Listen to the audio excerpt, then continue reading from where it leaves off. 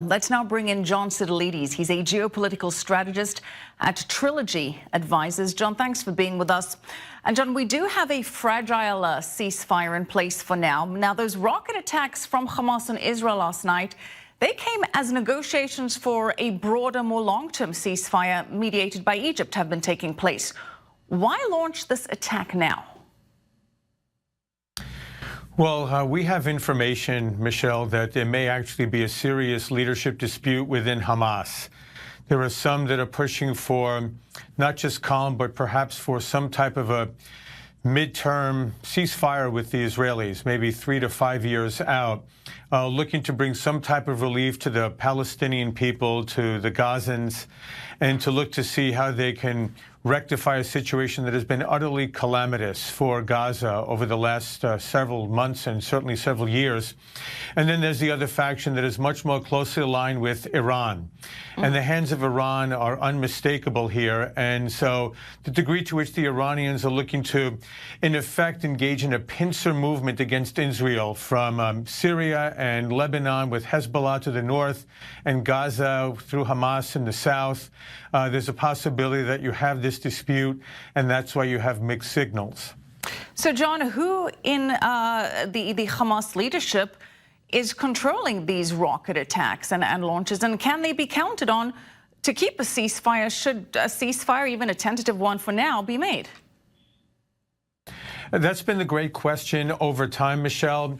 And we've seen time and time again that there have been these temporary agreements, and then they're violated, unfortunately, by Hamas leadership, and it's almost always at the expense of the Palestinian people, who suffer either at the hands of Hamas directly or are caught up in the security measures that Israel takes in response to these terrorist attacks against its people and its territory. And then, of course, the larger issue is not only the dispute in Gaza between Hamas leaders, but also the fact that the Palestinian Authority and al-Fatah and Hamas cannot put together a cohesive Palestinian leadership to be able to achieve some type of a longer-term security arrangement for all the people of the area. Yeah, that is certainly a complicating factor, as it always has been, the Fatah-Hamas split. John, from Israel's perspective, what does a ceasefire with Hamas achieve, other than letting Hamas regroup, alleviate some of the hardships for the people in Gaza, and then take some pressure off Hamas as that's being done? How does it help Israel if Hamas then just gets an opportunity to regroup and maybe rebolster its defenses? Israel doesn't always have the best options in these cases, Michelle.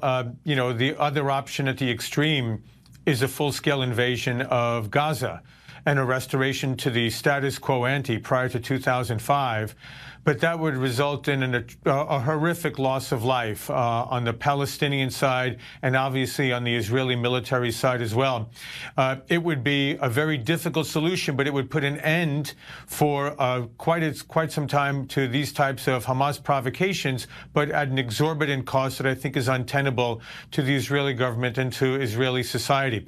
I think what it comes down to is trying to see how they work again, not only with Palestinian leaders in the West Bank, but also with Arab leaders, Saudi Arabia, Jordan, and Egypt, which is working with Israel to prevent the flow of arms and other types of contraband into Gaza, and look to see how those regional Arab leaders can really help to move Hamas in the right direction. Well, John, I'm glad you mentioned Egypt because of the ceasefire agreement, as we've discussed, is being mediated by Egypt.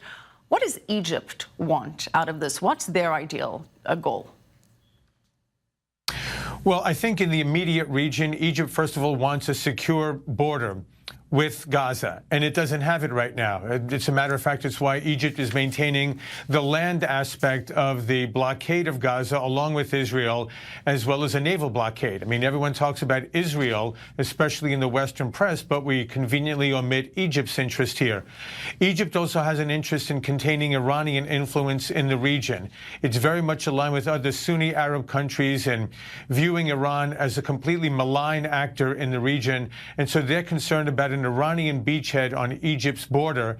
And then I think overall they would like to see economic development, not only in Gaza, but also in the neighboring area of Sinai in Egypt, that can help deal with Egypt's own problems with Islamic State and an al-Qaeda presence in that peninsula. And John, economic development may be the lynch to the new Trump administration peace plan. Stick around. We want to get your take on that as well coming up after the break.